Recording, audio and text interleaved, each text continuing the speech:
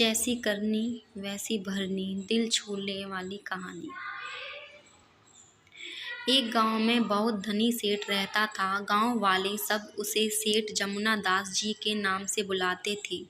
वे बड़े परोपकारी और दयालु किस्म के व्यक्ति थे। वे गरीबों की किसी न किसी तरीके से मदद करते रहते थे, चाहे वह धन रूपी मदद हो या परिश्रम रूपी। इस कारण गांव में कोई भी व्यक्ति मुसीबत में होता या पैसों की तंगी में होता तो वो सीधा सेठ जी के पास आता। जब भी कोई सेठ जी ने कुछ मांगने जाता तो सेठ जी का मुनीम सभी से एक सवाल पूछता कि सेठ जी का कर्ज इसी जन्म में चुकाओगे या अगले जन्म में।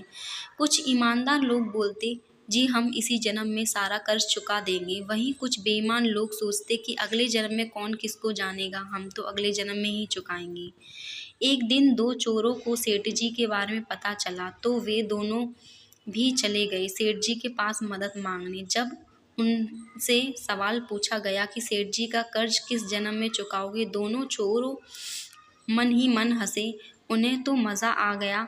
चोरों ने बोल दिया, हम सेठ जी का कर्ज अगले जन्म में चुकाएंगे। तभी चोरों की नज़र सेठ जी की तिजोरी पर पड़ी, जिसमें ढेर सारा पैसा और सोना रखा था।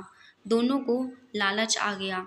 दोनों चोरों ने रात को तिजोरी चुराने का प्लान बनाया। दोनों चोर पीछे वाले दरवाजे से सेठ जी के घर में घुसे। तभी घर में कुछ उजाला हुआ तो देखा दोनों चोर भैंस के तबेले में छुपे थे। वहाँ दो भैंस आपस में बातें कर रहे थे कि मैंने भी सेठ जी के अगले जन्म कर्जा लिया था और कहा था कि अगले जन्म चुका दूंगा।